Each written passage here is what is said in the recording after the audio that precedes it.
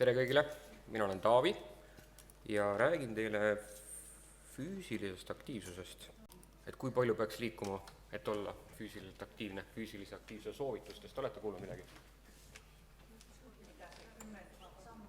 10 000 sammu päevas. Ja. Kui ma käin kuskil rääkimas füüsilist aktiivsust, siis kõik teavad seda 10 000 sammu. 10 000 sammu tegelikult ei ole mitte kuskil kehalise aktiivsuse soovitustest, mis on tehtud enamikes suurriikides ja terviseametites. 10 000 sammu on ainult ühes riigis ja see on Jaapanis, kus see 10 000 sammu soovitus loodi. Jaapan hakkas müüma sammulugejaid ja siis tegi sammulugejast sellise eesmärgi, aga see on nii populaarseks saanud üle nagu maa.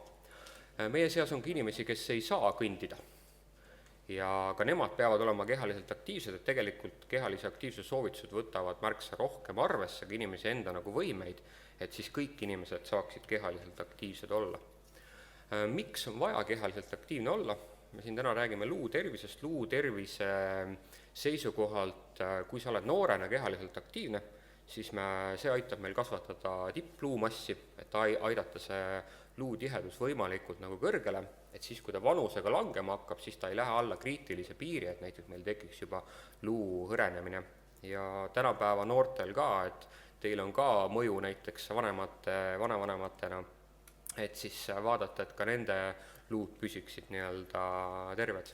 Keskeas me saame hästi palju ära teha, et veel aidata sellele kasvule kaasa ja hoida seda luumassi ja vanemas eas me peame siis samamoodi hoidma ja ka luumassi pidurdusele rohkem tähelepanu pöörama. Selle jaoks on toodud siis kehalise aktiivsuse soovitused, mis siis võtavad arvesse ka luutiheduse hoidmist. Täiskasvanute ja eakate kehalise aktiivsuse soovitusi on valdavalt sellist 2 põhisõnumit. Üks on aroobsele kehalisele aktiivsusele, see tähendab siis, et midagi, mis paneb meie südame hingamise intensiivsemalt tööle, neid kasutegureid rohkem seostataksegi metaboolse tervise, südamehaiguste riski vähendamisega, vaimse tervise parandamisega, et on väga palju kasutegureid, mida me saame aroobsest liikumisest.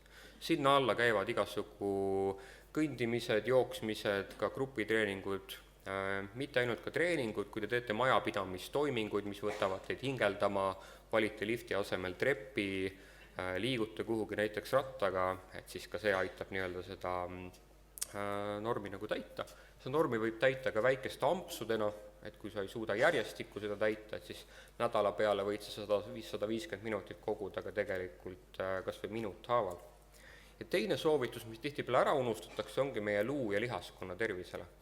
Et kõik, nii lapsed, täiskasvanud kui vanemaealised, on sees ka lihastreeningu nagu olulisus. Kui me treenime lihaseid ja luustikku, siis seal justki ongi meil kõige nagu parem mõju sellele, et me püsiksime võimekad, et mitte ainult nagu terved erinevate krooniliste haiguste riski vähendamises, vaid püsiksime ka võimekad, eriti siis vanemas eas, et meil ei tekiks raskusi näiteks vetsupotilt üles saamisega, meil ei oleks vaja väga palju liikumisabivahenduid, mis võib siis tekkida just haprussündroomide nagu tõttu.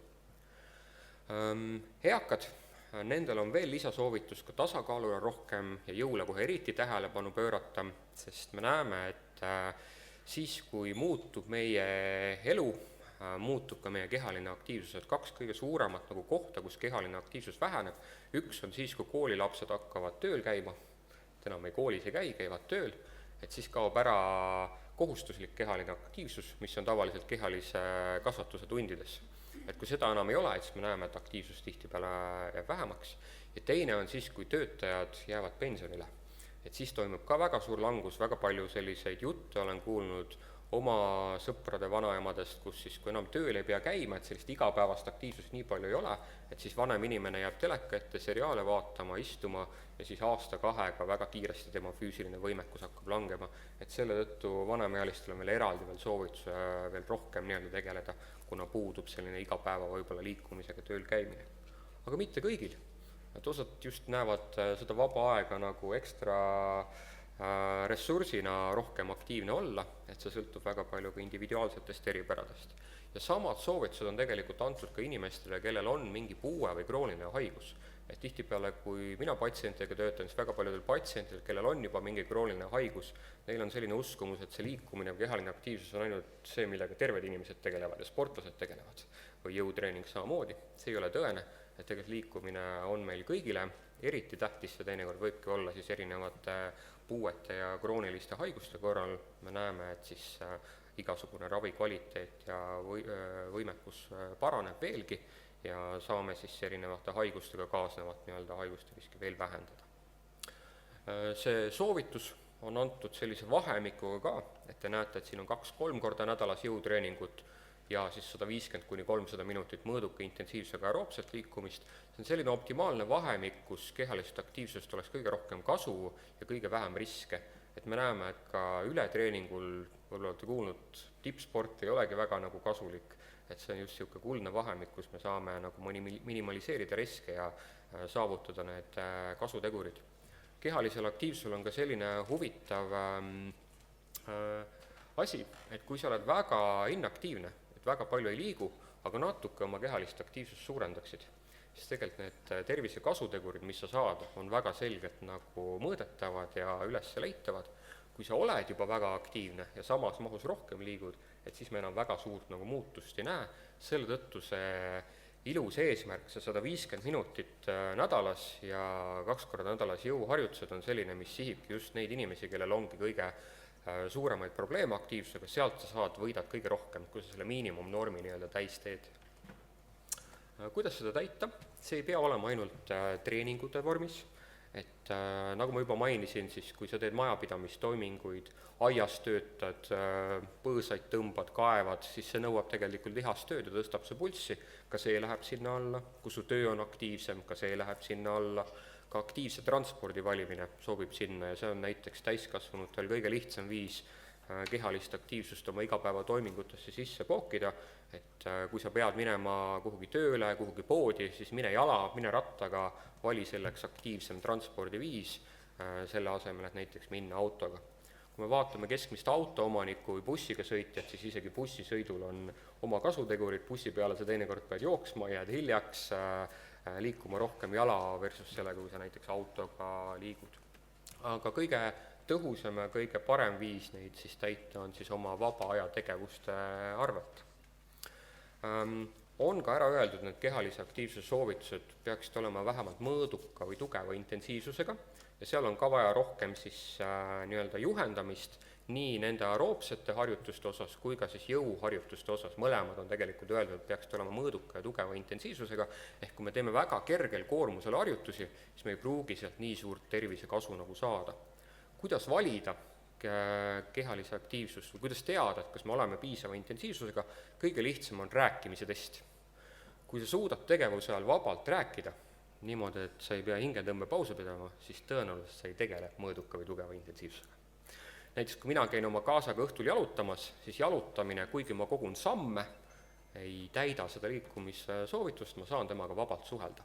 Kui ma kõnnin kiiremas tempos, võtan näiteks kepid kätte, et teen kepikõndi või käin oma kaasaga jooksmas, siis mul tekib hingetõmbepaus ja ma enam vabalt suhelda ei saa. Et see on esmane märk, et ma siis tegelikult tegelengi sellise piisava intensiivsusega, kehalise aktiivsusega ka. Ja jõuharjutustel sama, et kui ma räägin näiteks oma patsientidega, kas sa teed mingeid harjutusi oma näiteks luu- või lihastreeningu eesmärgiks, mõni inimene ütleb, jah, ma teen, siis ma küsin nende harjutuste kohta, siis ta näitab Hiina meditsiinis harjutusi, sügab kõrvu, liigutab varbaid, et siin on tegelikult öeldud, et need harjutused peaksid olema piisava intensiivsusega, need ei ole piisava intensiivsusega ja suurematele lihasgruppidele, et sellised väiksemad lihasgrupid ei ole nagu üldiste luude tervise seisukohast ka nii nagu tähtsad, et need harjutused, mida teha, ma kohe räägin nendest nagu ka. Kindlasti võtta siit ka kaasa, et selline kehaliselt aktiivne olemine võiks olla nagu normatiiv, sama normaalne nagu soovitus on oma hammaste hügieeni eest hoolitseda ja 2 korda päevas näiteks hambaid pesta piisavalt, sama normaalne võiks ka olla siis 2 korda nädalas vähemalt jõuharjutustega tegeleda ja aeroobselt ka aktiivne olla. Siin on üks näide ühest uuringust, kus jälgiti keskmise vanusega 72-aastaseid indiviide, pluss-miinus 7 aastat sinna-tänna, ja vaadati siis neid inimesi, kes raporteerisid, et nad ei ole piisavalt kehaliselt aktiivsed, ja teist gruppi siis vaadati, kes siis 3 korda nädalas pandi tegema juhendatud treeninguid ja siis jälgiti aasta jooksul nende võimekuse näitajaid, et näiteks kui kiiresti nad suudavad kõndida, et leiti, et need, kes midagi ei tee aasta jooksul, siis vanemas eas regressioon või jõudluse vähenemine on päris kiire, et kaotavad circa viiendiku oma nagu kõnni kiirusest ja võimekusest. Aga need, kes tegelesid aktiivselt mingi kehalise aktiivsusvormiga, vastupidiselt aasta jooksul suutsid seda ka kõrges eas kasvatada. Et väga paljud minu patsiendid küsivad, kas juba hilja ei ole treeninguga alustada, ei ole, kunagi pole hilja. Et isegi me võtame väga vanemas eas inimese ja piisava progressioonidega ja intensiivsusega paneme ta treenima, et siis me tegelikult näeme, et lihasjõud ja luude tervis on arenetav igas eas. Nüüd väga palju käis meil siin läbi luutihedus. Teame nüüd uuematest uuringutest, et luutihedus on ka pärast menopausi kõrgemas eas naisterahvastel muudetav väga raskesti ja väga pikaajalise perioodi jooksul, et uuemad uuringud, kus tõesti pannakse inimesi tegema põrutavaid ja suurema jõudu nõudvaid nagu tegemusi, jõuharjutusi, lausa jõusaali kontekstis, et seal on see luutihedus tõesti manipuleeritav, aga see võtab väga kaua aega. Siiski, kui me vaatame lihasjõu näitajad, siis lihasjõud juba hakkab suurenema mõnenädalase treeninguga ja kui me vaatame, kui hea enesetunde me saame lühiajalisest treeningust või siis kuidas juba ühekordne treening aitab meil natukene vähendada teatud riske, et siis kunagi pole hilja alustada ja alustada tulebki täna, et siis lõpuks jõuda nagu paremate luutiheduste näitajateni ka, aga see tõesti võtab nagu aega. Et kui te käite näiteks regulaarselt luutihedust kontrollimas, et siis luutihedus nagu need mõõteaparaadid on 1-5, me teame, et teatud luumarkerid juba märksa varasemalt, luu kvaliteet võib juba märksa kiiremini paraneda, teie koordinatsioon, jõud võib paraneda, isegi kui luutihedus pole veel nagu järgi tulnud, et see võtab lihtsalt kuid ja isegi aastaid nii-öelda aega, et manipuleerida. Et ärge arvake, et siis treening või see, mis te teete ravi osas, oleks kuidagi maha visatud aeg, see võtabki hästi kaua, et tõesti luutiheduseni jõuda. Luud siis on kohanemisvõimelised, me näeme, et see kohanemisvõime on ka väga spetsiifiline, et seal üleval te näete, kuidas vaadati inimesi, kes siis teevad mingit viskesporti, pesapalli, alati need pesapall väga agressiivselt nõuab siis ühe käega viskamist, kuidas siis luutihedus sellel käel, kus suured jõud läbi käivad, on märksa nii-öelda suurem ja luu on nii-öelda paksem kui sellel käel, millega ta ei viska. Et see on väga spetsiifiline, täpselt seda kehaosa, mida sa treenid või koormad, seal ka luutihedus suureneb. See on ka suunaspetsiifiline, et näiteks jooksmine, mis on olnud ühes suunas nii-öelda tegevus, et ka siis jooksja näiteks, kui me sääreluud vaatame, et siis tema pakseneb just ette ja taha suunal. Aga kui me vaatame näiteks sellist sportlast, kes teevad mitmes suunas trenni, näiteks kas mingid pallimängud, korvpall, jalgpall, kust suunavahetusega nii-öelda liigub, et siis tegelikult luu kohaneb ümber igas suunas. Et väga nagu spetsiifiline. Ja väga tugevalt on siis luutihedus seotud ka lihasjõuga, et kõik tegevused, mis suudavad lihasjõudu suurendada, tegelikult aitavad ka luutihedust manipuleerida, et kui me vaatame selliseid sportlasid, kes üritavadki oma maksimaaljõudu nagu suurendada, et siis nemad teinekord näitavad lausa harukordselt suurt luutihedust. Millised on parimad soovitused, et luutihedust arendada? Mulle meeldib väga soomlaste juhis, kus nad võtsid arvesse lisaks efektiivsusele ka kättesaadavust ja soovituse lihtsust, et mida me võiksime siis teha, et kõige ees, kõige suurem nagu efektiga nii lihasjõule, luude tervisele kui ka tasakaalule on siis jõutreening ja mitmesuunalised, näiteks pallimängud nagu mitmes suunas, mis nõuavad ka tihtipeale põrutusi, kõik jooksmised tegevused, need on nagu üsna head sellele. Need on lihtne soovitada, tihtipeale kui sa suunad ka inimese kuhugi jõutreeningule, see vajab ka tähelepanelikku võib-olla õpet seal, et sa pöörad sobivale treeningkoormusele piisavalt nagu palju rõhku ja sealt hakkadki nii-öelda edasi arenema. Näiteks kui me vaatame jalutamist, siis jalutamist endast ainult ei pruugi piisada, ta on kasulik ikka, et ta läheb sinna kerge intensiivsusega aeroobse võimekuse nagu parandamise alla, aga on midagi, mida efektiivsemalt teha. Kui sa endale kehalist aktiivsust valid, et siis mõtle ka sellele, mis sulle meeldib teha, mida sa oskad teha ja mis sul on kättesaadav, et vali see nii-öelda lisaks efektiivsusele. Et ei ole näiteks mõtet soovitada inimesele, et mine ujuma või mine basseini, kui ta ei oska ujuda, tema lähim bassein on 20-30 kilomeetri kaugusel, ta on võib-olla ujulas juba kukkunud kõrge kukkumisriskiga, eks ju, libe pinnas, või siis nõuab väga palju rahalist või ajalist ressurssi, et ta ei jõuagi sinna. Et siis tuleb valida midagi paremat, et need liikumissoovitused tuleks alati individualiseerida. Ka inimeste võimete tase on väga erinev. Et inimene, kes ei saa näiteks üldse seista, et temal võib-olla abiga juba seismine annab mingit koormust luustikule, lihaskonnale, isegi kui ta ise ei suuda näiteks liikuda. Inimene, kes suudab liikuda, ta saab rohkem teha, inimene, kes ei suuda näiteks kükke teha keharaskusega, ta suudab tooli peale istuda ja tooli peale tõusta. Et kõik need koormused on kohandatud vastavalt oma võimetele, et meil on raske anda kõigile sobivat harjutust. Et ühele see harjutus, kui me anname, on liiga raske, teisele liiga kergele, et me peamegi kohandama seda harjutust sobivaks. Olge hea, testime, kui hea on teie võimekus. Et kes saab kaasa teha, teeb, et see on niisugune üldine test, mida tehakse üldjuhul juba tervetel inimestel. Võtke istet, aga olge valmis püsti.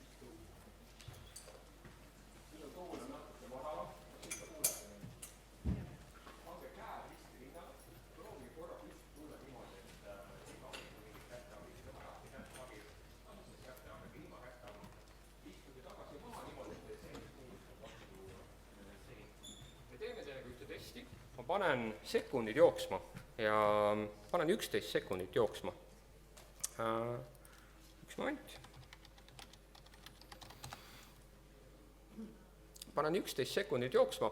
Kes suudab 11 sekundiga teha 5 kükki, siis on väga hästi. Kes ei suuda 11 sekundiga teha 5 kükki, et siis oodake veel. Ma ütlen tähelepanu valmis olla start. Olete valmis kõik, jah?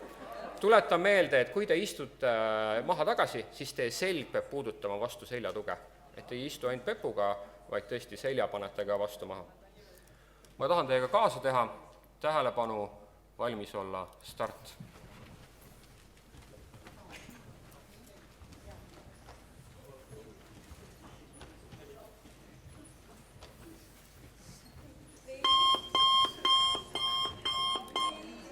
Väga tubli.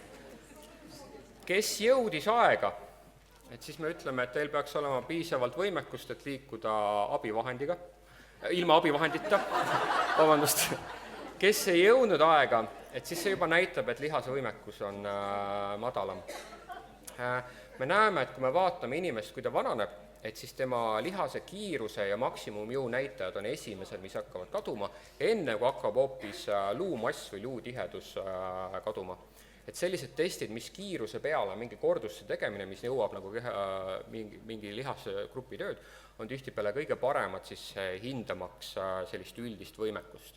Käte pigistusjõudu mõõdetakse ka, siin kuulsite ka, et see on korralikus korrelatsioonis tegelikult üldise tervisega, aga kui mõõdame käte pigistusjõudu patsiendil, kellel on näiteks reieluu tihedus on madalam, siis patsiendil ei teki sellist nagu arusaama, kuidas see käte jõud on seotud sellega, et mu reieluu on kuidagi nagu halvema tervisega ja kätte enda pigistuse harjutused ei pane ka reieluud tugevamaks saada. Et siis on nagu parem kasutada selliseid teste, mis tõesti nõuab ka suuremate lihasgruppide ja luude tervise parandamist. Millised harjutusi teha? Siin väga ideaalne oli see patsiendi juhend, mis oli koostatud. Väga soovitan sinna pöörduda, seal on harjutused ka olemas. Aga ma teeks mõned harjutused teiega ära, mis on oluliselt suured lihasgrupid peavad töötama ja põrutus ja ka olema sees. Tõuske püsti. Proovime esimesed harjutused käe lihaste harjutusse võtta.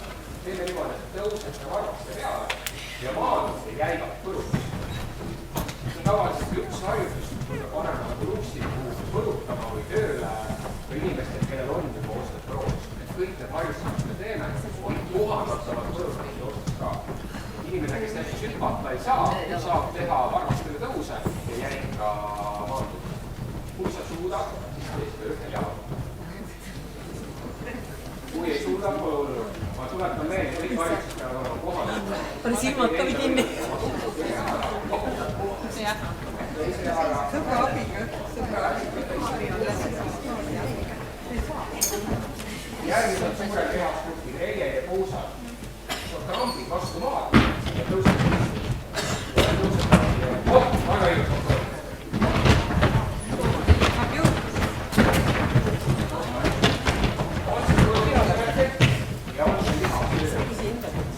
Raskem variant on seda teha lõhe jalaga. Parem lõhe jalaga.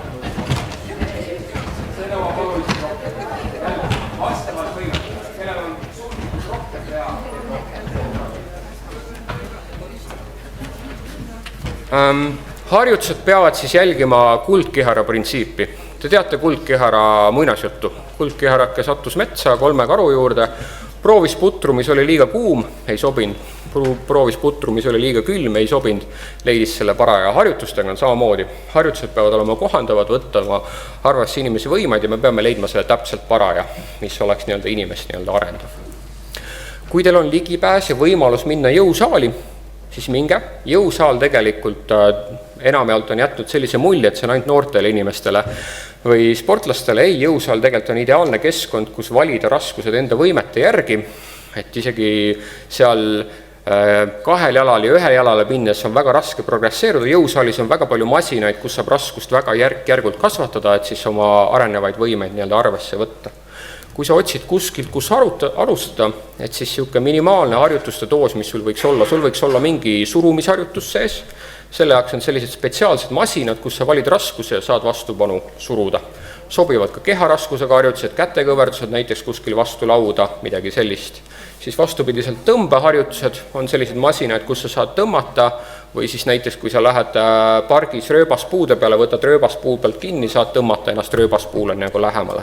Ja midagi, mis siis paneb siis kükiliigutus ka tegema, selle jaoks sobib see sama istumine ja tõusmine näiteks tooli peale.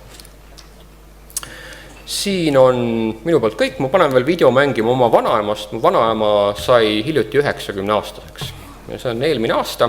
Tema teeb ka minimaalse harjutuste doosi ilusti täis. Temal ka siis üks puus on väga tugeva artrootilise ja kehva tervisega, teine põlv on tal vahetatud, tal on endoprotees, ta on ühest silmast pime, teise ka natukene näeb. Et väga palju kaasuvaid haiguseid, aga siin on näiteks näide, kuidas tema neid liikumissoovitusi ja jõuharjutuste normi täidab. Tema probleem oli ka see, et tal liigesvalud ja probleemid läksid juba nii suureks, et ta ei saanud enam hakkama. Ja siis me otsustasime, et lõpuks ta võttis mind kuulda, ta teate, et oma inimest on väga raske ravida, et räägi, mis sa tahad emale või vanaemale, ta ei võta sind kuulda, sest sa oled pojapoeg, ja lõpuks ta sai aru, et sellel on väärtus ja hakkas tegema ja tema tervis on nüüd seal 89-90 eluaasta vahel isegi paremaks läinud. Tšekkige seda, mu 89-aastane vanaema näitab, kuidas ta teeb jõuharjutusi, et keha ja meel tugev püsiks. Esimeseks harjutuseks on ülakeha tõmbed. Selle jaoks kasutada kummilinti, sest jõusaalis käimine on juba liiga raske, aga harjutused on vaja koduses tingimustes ikka ära teha. Teiseks harjutuseks on kummiga rinnalt surumine. Täna me õppisime, kuidas selle jaoks kindel seisak tekitada, piisavalt kaugele minna, et kumm oleks korralikult pingul ja ette taha surumisel head kontrolli hoida, et lihas efektiivsemalt töötaks. Järgmisena näitas mu vanaema, kuidas ta kükke teeb. Ta kasutab selle jaoks üsna kõrget tooli ja harjutus oli tema jaoks juba päris lihtne. Ta ütles, et ta suudab üle 20 korduse teha. Selle tõttu otsustasime selle harjutuse tema jaoks raskemaks muuta ja hakkasime proovima kükke madalamalt aluselt. Esialgu ta vajas selle jaoks käteabi. Tagasiminekul sai ta ilma käteta ja pärast natukest harjutamist ta juba tundis, et kuigi harjutus on väljakutsuvam, ta saab ka ilma käteabita juba püsti. Üheks suureks eesmärgiks on mu vanaemal iseseisvalt maast üles saada. Selle tõttu harjutasime ka seda. Ta rääkis, et ta oli ühel öösel ennast voodist magades välja keeranud niimoodi, et ta pronsatas vastu maad ja enam sealt maast üles ei saanud. Pärast lühikest aega harjutamist õnnestus meil ka see. Juhhei! Vaatamata mitmetele seljahädadele ja liigesprobleemidele sai ta sellega hakkama ja pärast näitas kogu pererahvale, kaasa arvatud mu emale, ämmale, kuidas ta kükke teeb ja ennast heas vormis hoiab. Aitäh!